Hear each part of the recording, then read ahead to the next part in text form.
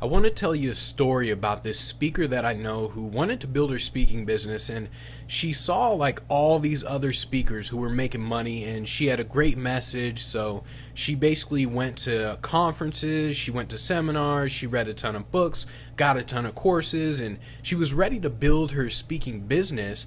And she told me all this like 6, 7 months about 6, 7 months ago, and then all of a sudden I just recently talked with her and I asked her about her speaking business, and she said last week that she contacted a few companies, but nobody was actually willing to hire her to speak.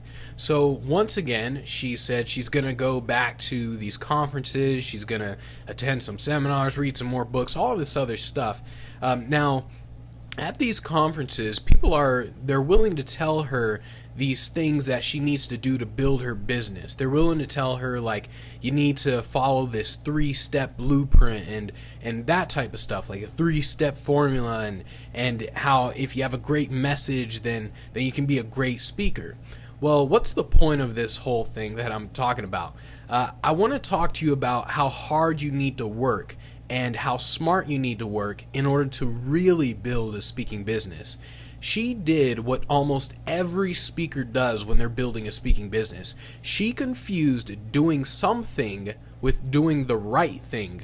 So her first mistake, her first mistake was basically not working hard enough. I mean, she said she contacted a few companies, but when I kind of probed and asked her how many, she said around 20 companies. So when you're cold calling people, especially when you're starting and you're just contacting people cold, contacting 20 random people, it feels like you're contacting a million people. You feel like you're spending all day just contacting these people, but 20 isn't enough.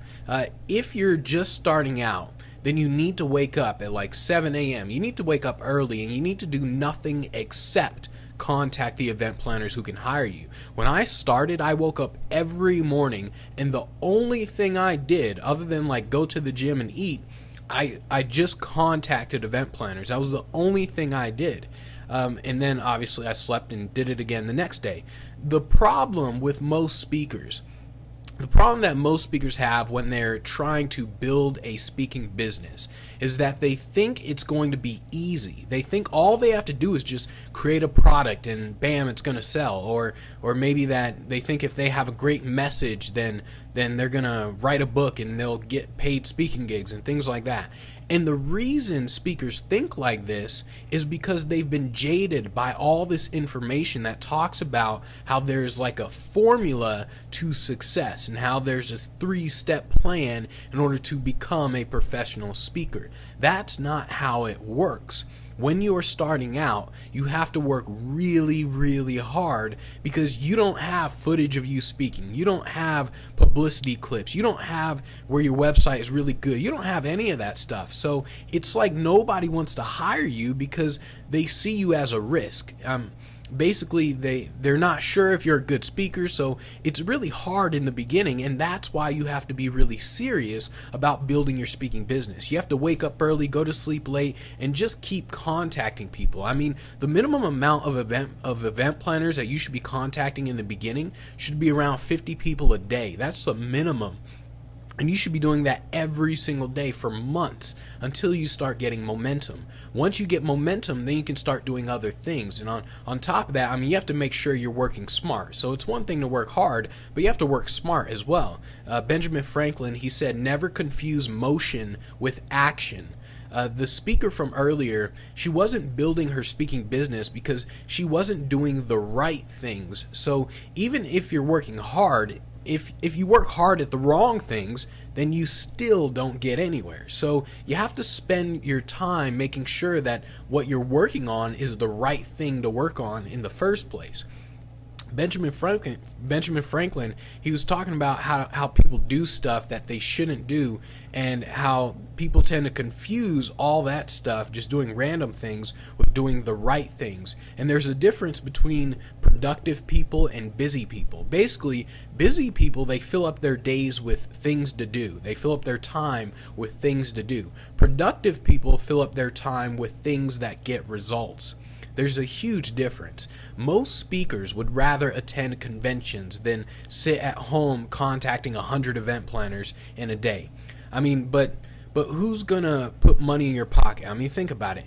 Your time needs to be spent on the things that produce the results you want. And the results you want in the speaking business is to get hired to speak. And the people who can hire you to speak are the event planners. They're not the people at the conferences with other speakers.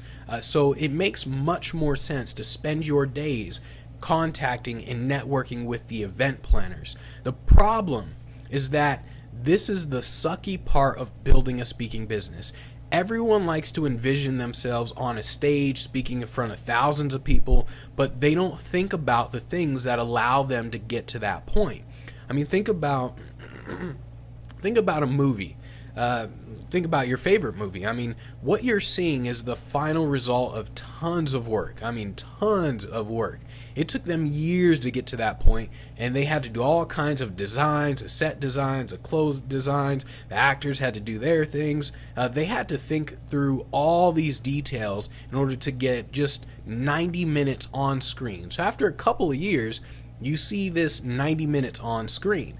So how the speaking business is the exact same way as the movie business. Speakers only think about that 90 minutes on screen, the 90 minutes on stage.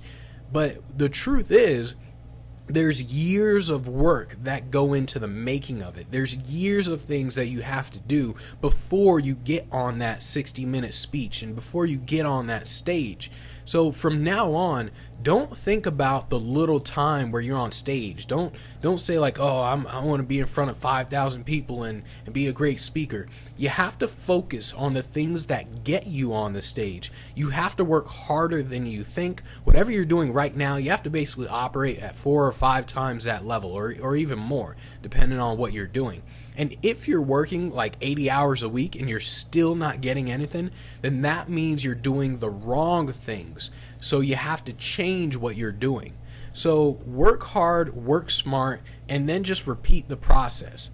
This is Benji Bruce with Speaking Lifestyle, and if you like this, then make sure you share it with other speakers and stay tuned for more.